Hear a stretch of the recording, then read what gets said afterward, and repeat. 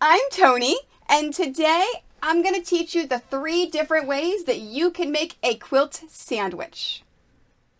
The first thing we want to do is prepare the backing and the batting. If you're not sure which batting to use in your project, I did create a video that guides you through through the batting selection process, and the link is down below if you're interested in that. So first, make sure that you prepare everything, and how you do that is you take a look at your finished quilt. Now I have a small one today that I'm going to show you just so I can teach you the techniques, and I will show you whenever I lay it out what to do if your quilt is bigger than the surface you're working on. So in this case, my quilt is 15 inches wide by 15 inches long. So my backing I have cut a little bit bigger. The backing I have cut 20 inches wide by 20 inches long. And as you see, it's the same fabric as the background of my design.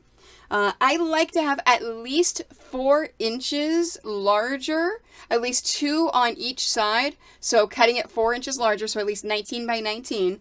And rounding it up, 20 is a nice number. And this allows for the taping of the backing, and the front is not going to interfere. And I'll show you in a moment what I mean by the taping. So we've got our backing, and then our batting should be at least the same size as the backing. So in this case, I've cut an extra leftover scrap piece of batting that I found that of course is a little bit bigger than my backing fabric.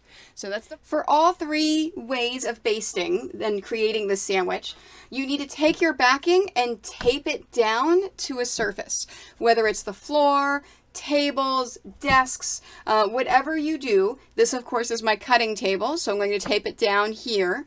Now, the question I get asked all the time is, well, my quilt is bigger than the surface I have to tape down. Maybe you have a table like this, but you have a double-sized or queen-sized quilt. So you can do it in sections. Let's say if this is the surface of my table. What I want to do is tape down and work on this area right here only. And then what I want to do is, after I base this entire area, separate all this from the table and then move this up, and now tape this down to the table and work on here. So you're going to do it in increments until the entire thing is finished. So it is possible to do it if your area is smaller than the quilt you're working on or the art piece you're working on. The only thing you need to do is make sure at least one side of your quilt is the length of what you're working on. All right, so let's tape this down. So what I want to do is use painter's tape. You can also use masking tape, but there's some masking tape that just won't hold. So take your backing and make sure your backing is face down. So this is the right side of the fabric. This is the wrong side of fabric. So the right side needs to be face down. You don't know how many times when I first was learning how to quilt, I actually taped down my backing the wrong way. Luckily, in every case, I discovered it before I actually started quilting. So it wasn't the end of the world. I could flip it over. But this is also one of the reasons why a lot of times I'll use solids for my backing. That way there is no right side or wrong side. Now, make sure whenever you're taping this down, as you see, I'm treating it like it's a tire on my car.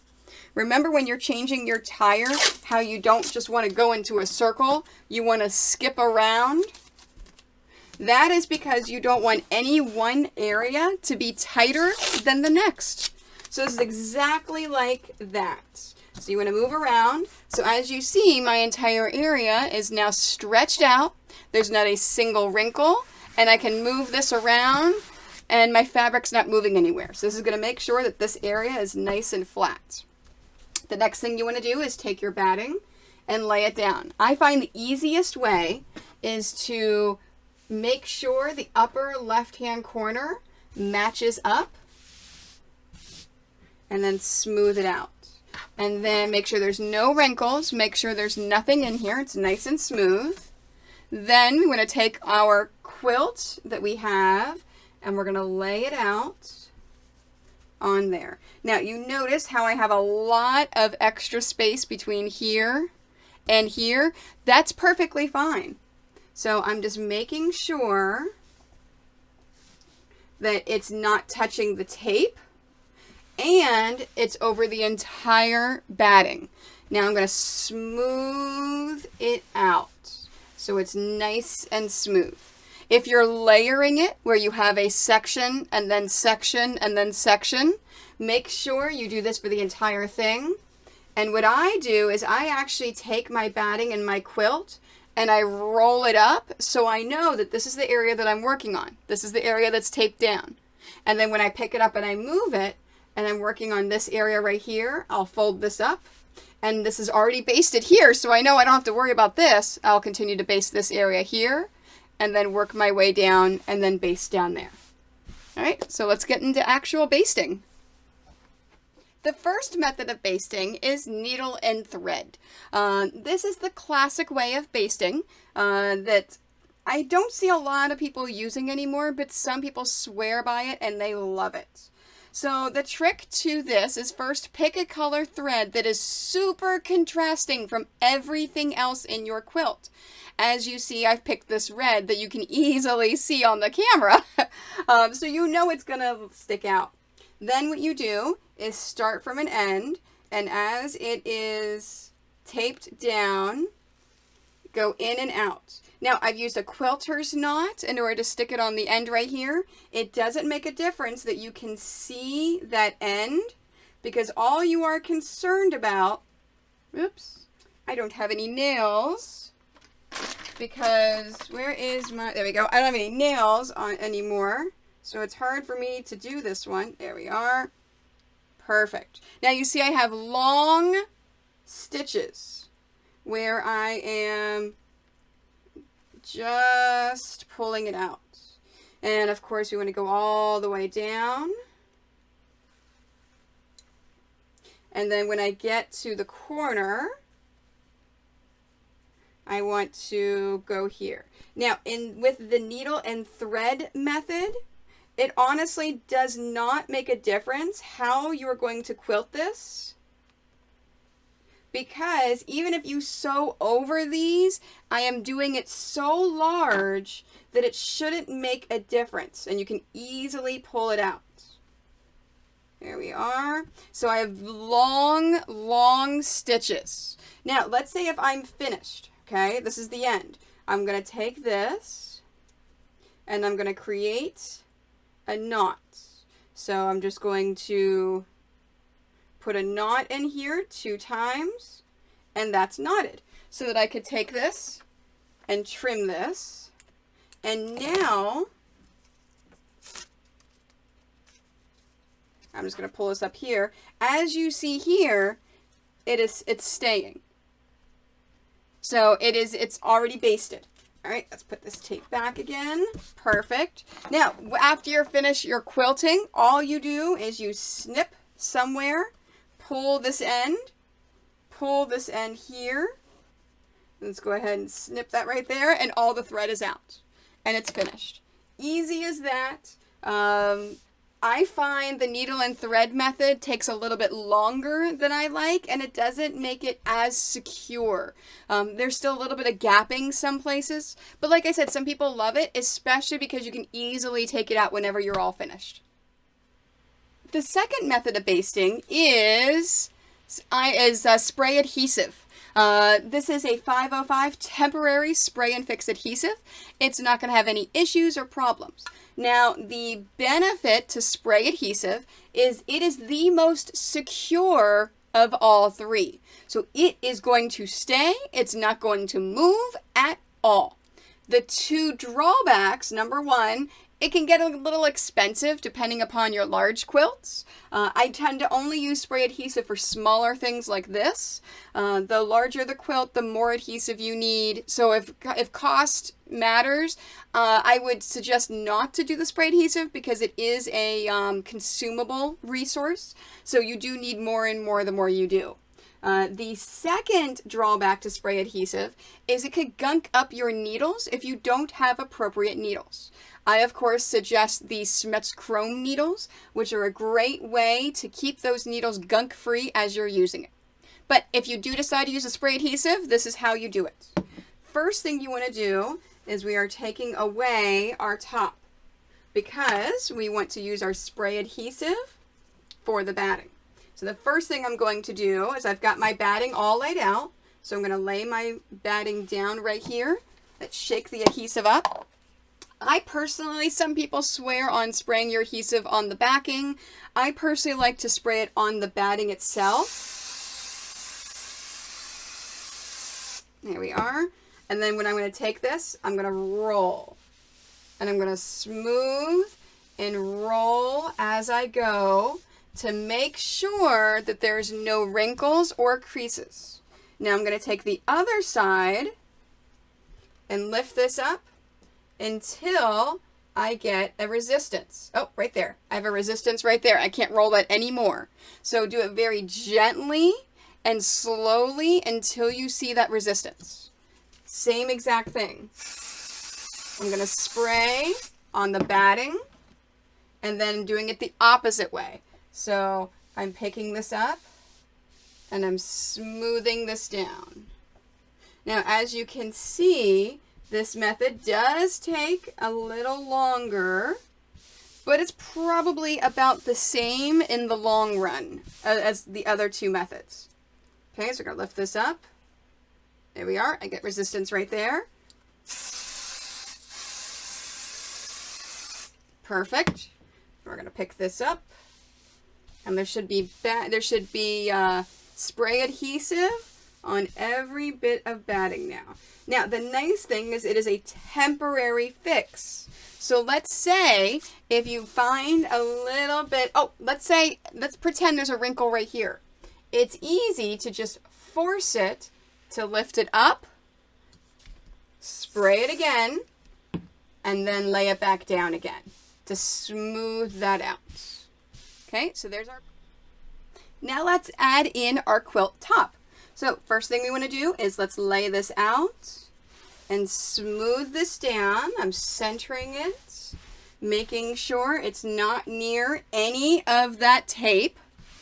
I don't know if you've noticed before, but I did trim my batting right here just so you can see the entire picture of everything. Okay, so that's nice and smoothed. And we're going to do the same exact thing that we did with the batting. So I'm taking this top part and I'm folding it down. I'm spraying there. Now you notice how I'm taking my hands and I'm covering the areas that I do not want the spray adhesive on. And then I'm slowly pushing all the fabric and smoothing it out. Okay, let's take this and lift this up until I get, oh, there we are. We have the resistance right here. There we are. And then same exact thing, like I said before, we're going to take this and smooth this down. Now you always want to smooth your fabric. Notice how I start from the center and work my way out.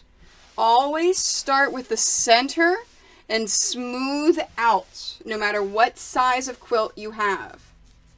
Okay, and then let's bring this up. Nope, I got resistance right there.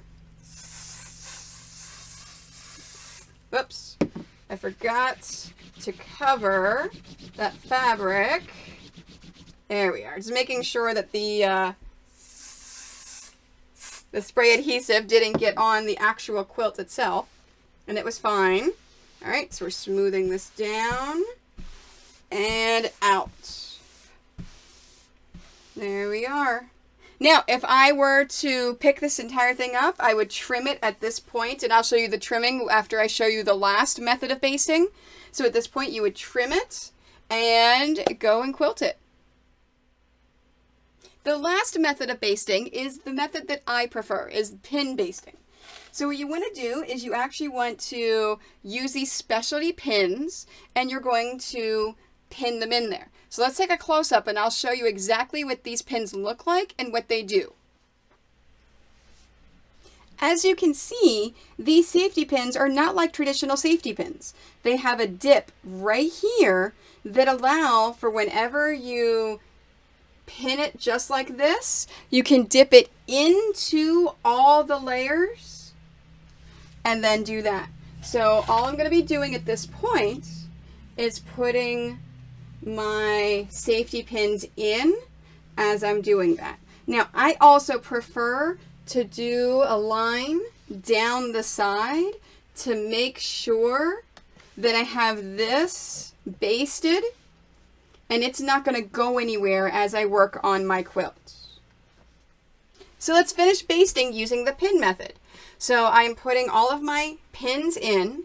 Now, if you use the pin method, remember how I said with the needle and thread method, some people prefer that because it doesn't make a difference how you quilt it. The reason why I said that is because with this method, with the pin method, it does matter. You have to know how you're going to quilt this quilt before you put your pins in.